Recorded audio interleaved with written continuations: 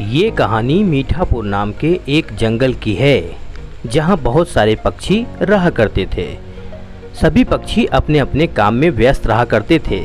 उसी जंगल में एक मूर्ख कौवा भी रहता था।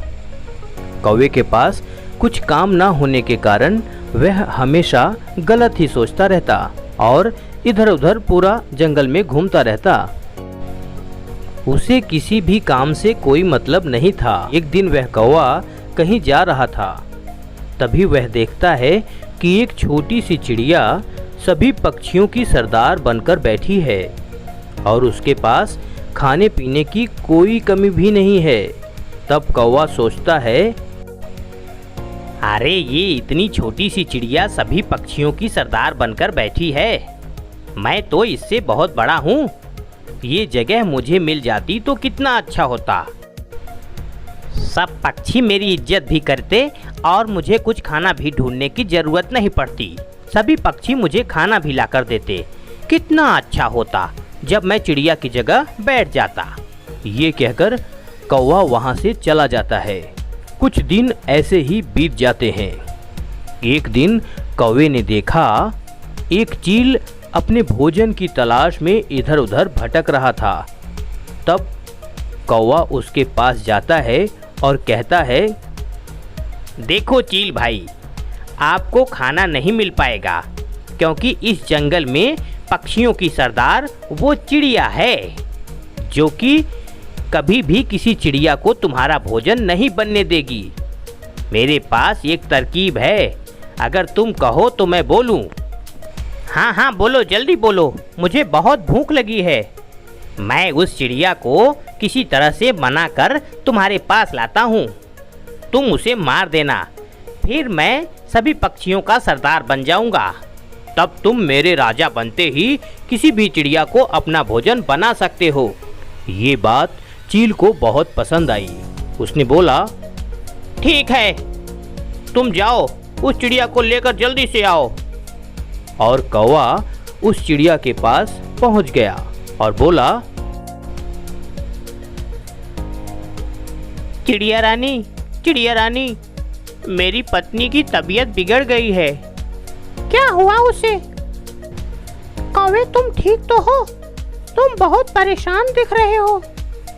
हाँ चिड़िया रानी, मैं बहुत परेशान हूँ। आप बस मेरे घोंसले पर चलिए। हाँ हाँ मैं चलूँगी, लेकिन तुम्हारी पत्नी को क्या हुआ है ये तो बताओ। पता नहीं, वो बस पेड़ से गिर गई थी और बेहोश हो गई है। और इतना कहने के बाद चिड़िया को लेकर कौवा चील के पास पहुंच जाता है। चिड़िया कहती है कि कौवा भाई, ये तुम मुझे कहाँ लेकर आ गए? यहाँ तो ये खतरनाक चील बैठी है। तब कौवा, खतरनाक चील के पास ही तो तुम्हें लेकर आया हूँ। तुम इतनी छोटी सी चिड़िया सभी पक्षियों की सरदार बनकर बैठी हो।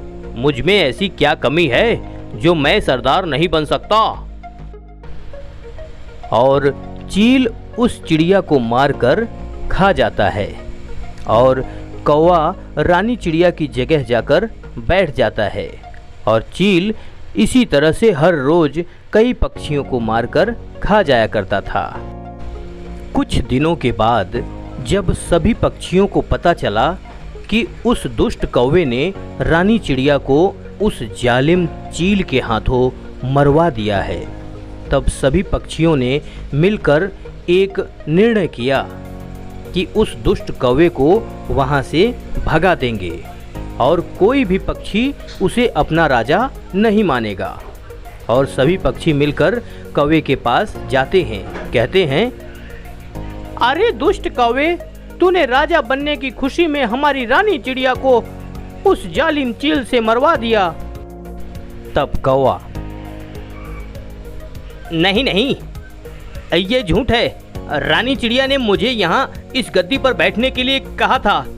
वो कहीं गई हुई हैं। कुछ दिनों बाद वो वापस आएंगी, तब मैं ही बैठा रहूं, ऐसा उस रानी चिड़िया ने कहा था। दुष्ट कौवे, हम सब तुम्हारी सच्चाई जान चुके हैं।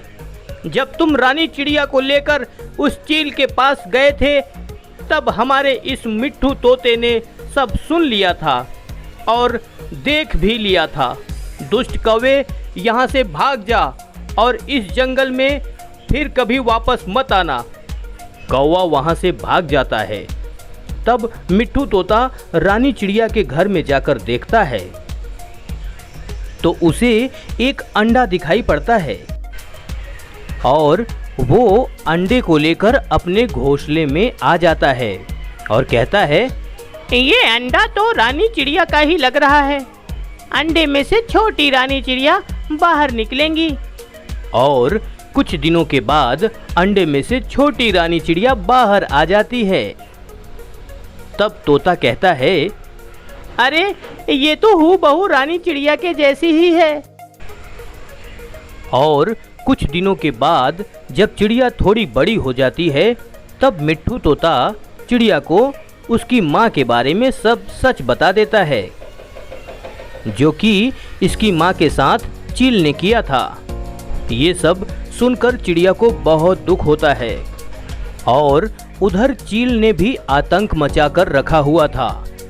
चील रोज बहुत सारे पक्षियों को मार डालता था।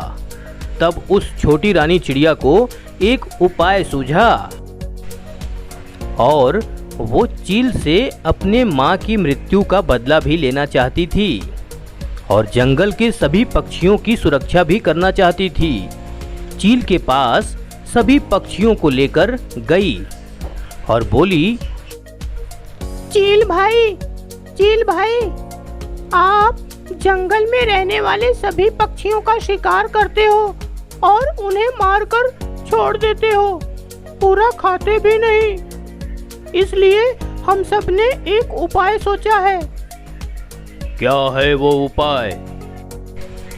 हम सब ने एक उपाय सोचा है। हम सब रोज आपके भोजन के लिए एक पक्षी भेज दिया करेंगे और आप उसे खाकर अपना पेट भर लिया करिए। इस तरह से बहुत सारे पक्षी मरने से बच जाएंगे। ये उपाय चील को बहुत अच्छा लगा। उसने सोचा, ये तो बहुत अच्छा है, मुझे शिकार करने की जरूरत भी नहीं पड़ेगी। ये सब मेरे लिए एक पक्षी भेज दिया करेंगे। ये तो बहुत अच्छा है। ठीक है, अब मैं तुम सबका शिकार नहीं करूंगा, लेकिन मेरे भोजन के लिए एक पक्षी रोज टाइम पर आ जाना चाहिए।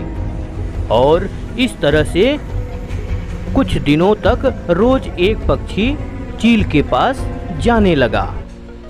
एक दिन उस छोटी रानी चिड़िया का नंबर आया और उसने चील के पास जाने में थोड़ी देरी कर दी।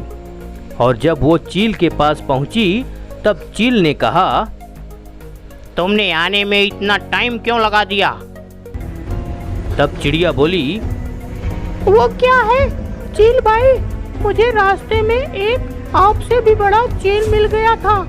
वो बोल रहा था कि आज से सब पक्षी मेरे पास आना। मैंने आपके बारे में भी उसे बताया। तब उसने कहा कि तुम उस चील की चिंता मत करो, मैं उसे कल मार डालूंगा, फिर तुम सब मेरे पास आना। कहाँ है वो चील? वो मुझे बताओ, तुम मुझे वहाँ ले चलो। वो मुझे कल मारने की सोच रहा है, मैं उसे आज ही मार डालता हूँ। और चिड़िया उसे एक कुएं के पास ले जाती है और कहती है, वो चील यही कुएं में से निकला था, शायद वो इसी कुएं में रहता होगा। और जैसे ही चील ने कुएं में देखा, चील को उसकी ही परछाई दिखाई पड़ी। चील ने ना सोचा ना समझा और उस कुएं में कूद पड़ा और उसकी मृत्यु हो गई। इस तरह से सभी पक्षियों की जान बच गई और सभी पक्षी जंगल में हंसी खुशी रहने लगे।